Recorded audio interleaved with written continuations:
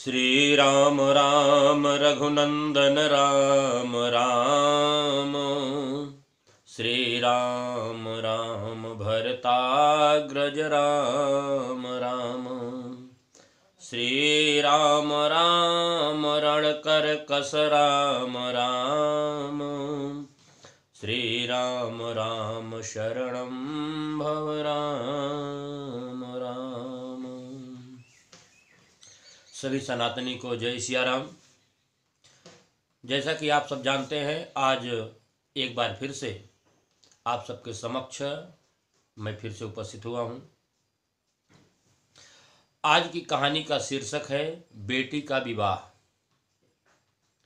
जो भगवान के सहारे रहते हैं, भगवान उनकी नौका ऐसे ही पार लगा देते हैं। जो भगवान के भरोसे रहते हैं उनको कभी भी इस संसार में किसी भी प्रकार की कोई दिक्कत नहीं होती, कोई समस्या नहीं होती है। हर एक समस्या का समाधान प्रभु के चरणों में संपन्न हो जाता है। इसीलिए कहते हैं कि अटूट विश्वास के साथ जो भगवान की शरण को ग्रहण करते हैं, भगवान निश्चित रूप से उनके ऊपर कृपा करते हैं। ऐसे ही एक कहानी के साथ आज हम आपके सामने फिर से उपस्थित हुआ हूँ। एक बार की बात है, बनारस की गलियों में एक राम जानकी जी का भव्य मंदिर था और उस मंदिर में एक पुजारी जी रहा करते थे, जो कि अपना जीवन राम जी की सेवा में समर्पित कर चुके थे। पूरा जीवन उन्होंने यह संकल्प लिया कि कुछ भी हो जाए, हम अपने जीवन में केवल और केवल भगवान राम की सेवा ही करेंगे। और उस मंदिर में दान में जो कुछ भी आता, उसी से उनके परिवार का जीवन यापन चल रहा था। परिवार में उनकी पत्नी कमला देवी और बेटी पूजा, जो विवाह योग्य हो गई थी, उसी की चिंता पंडित जी को दिन रात सताए जा रही थी। क्योंकि जहाँ भी उस बेटी के विवाह के लिए जाते, सारी बात फाइनल होने के बाद बात आकर के दान दहेज पर रुक जाती। क्योंकि पंडित जी वह हर कोशिश कर रहे थे जो एक बेटी का पिता करता है। सारी व्यवस्था करने के बाद भी दान दहेज के लिए पैसे एकत्रित नहीं कर पाते और अंततः मायूस होकर के पुनः वापस लौट आते। एक दिन हाथ जोड़ करके राम जी के सामने आंखों में आंसू भर करके निवेदन कर रहे थे कि प्रभु, मैंने अपना जीवन आपके चरणों में समर्पित कर दिया। लोग कहते हैं कि आप दीनानाथ हो, आप दीनों के नाथ हो, सबकी रक्षा आप करते हो, सबका भला करते हो, योगक्षेमं वहाम्यहम् का वचन आपका है। लेकिन आपकी ही सेवा करते करते मैंने अपना पूरा जीवन व्यतीत कर दिया। लेकिन मेरी बेटी की विवाह में इतनी समस्याएं क्यों आ रही हैं? लोग दान दहेज के चक्कर में मेरी बेटी का विवाह नहीं कर रहे हैं, क्या करूं? ऐसे भगवान की सेवा में निवेदन कर ही रहे थे कि उसी समय पीछे से आवाज आई, नमस्कार पंडित जी। कान में आवाज पड़ी। पंडित जी ने घूम करके पीछे देखा तो एक वृद्ध दंपति खड़े हुए थे। उनके चेहरे को देख करके एक अलग आभा उनके चेहरे पर दिखाई पड़ रही थी। गौर से देखा तो ऐसा देखने से पता लग रहा था कि जैसे किसी अच्छे खानदान से आए हों। हाँ, कहिए श्रीमान, आइए आसन ग्रहण कीजिए। तब तो बैठ करके उन दंपति ने कहा कि हम गुजरात प्रांत से आए हुए हैं काशी दर्शन करने के लिए, और हमारी इतनी उम्र हो गई है, अभी तक हमको कोई संतान नहीं है। और हमने यह संकल्प लिया है कि अगर कोई गरीब बेटी हो जिसका विवाह ना हो पा रहा हो, तो हम उसी के विवाह का संकल्प लिए हैं कि अगर ऐसी कोई कन्या हो तो हम उसका विवाह कर दें, जिससे हमारा भी जीवन कुछ सार्थक हो जाए, कुछ दान पुण्य हमारे जीवन में हो जाए। पंडित जी मन ही मन बहुत प्रसन्न हुए कि लगता है कि राम जी ने हमारी सुन ली। अब पंडित जी ने बिना देर लगाए अपनी बेटी के बारे में विस्तार से सब कुछ बता दिया। वो दोनों दंपति बहुत प्रसन्न होते हैं और उनसे निवेदन किया, कहा कि अगर आपकी इच्छा हो, आपकी आज्ञा हो तो आपकी बेटी के विवाह में हम कुछ सहयोग कर सके। पंडित जी ने कहा जैसी आपकी इच्छा।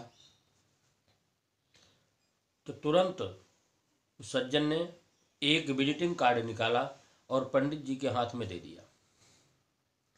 कहा किसी काशी में रहने वाला यह लड़का है, यह उनके पिताजी का नंबर है, आप वहाँ पर जा कर के विवाह के लिए बात कर लीजिए। और हाँ,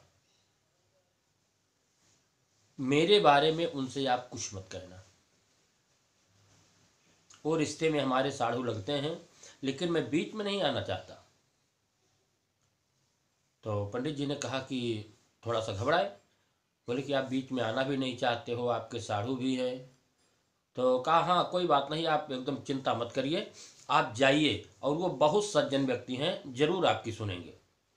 पंडित जी ने बिना देर लगाए सीधे उनके ऑफिस में पहुंच गए। वहां जाकर के आराम से बातें हुई और जैसे ही उस दंपति ने कहा था उसी प्रकार से विवाह फाइनल हो गया।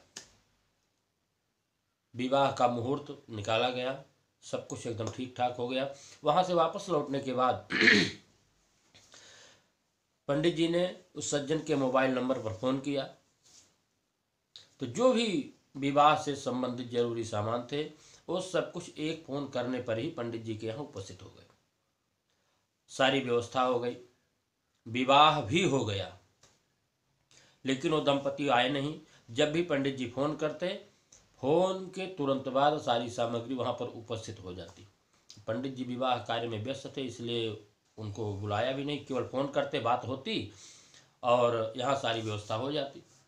विवाह हो गया, बेटी अपने ससुराल चली गई। अब पंडित जी भगवान के सामने बैठ करके यही निवेदन कर रहे थे कि आखिर वो सज्जन है कौन। अपना नाम उन्होंने विश्वंभर नाथ बताया और एक बार मिले, सारी समस्या का समाधान कर दिया और आज तक वापस आए भी नहीं। लाओ फ़ोन मिलाते हैं। फ़ोन मिलाया तो उनका मोबाइल बंद बता रहा था और घबराए, क्या बात हो गई। फिर भी 2-3 दिन, 4 दिन, 5 दिन लगातार फ़ोन लगाए। जब उनका फ़ोन बंद जा रहा था तो तुरंत इन्होंने अपने समधी को फ़ोन लगाया कि इनके साढ़ू हैं, जरूर कोई सूचना होगी। जब अपने समधी जी के पास जब फ़ोन लगाते हैं तो इनके समधी जी ने कहा कि मैं तो विश्वंभर नाथ नामक व्यक्ति को जानता ही नहीं हूँ, हमारे रिश्ते में साढ़ू तो कौन कहे, दूर दूर तक किसी भी रिश्ते में विश्वंभर नाथ का व्यक्ति कोई है ही नहीं।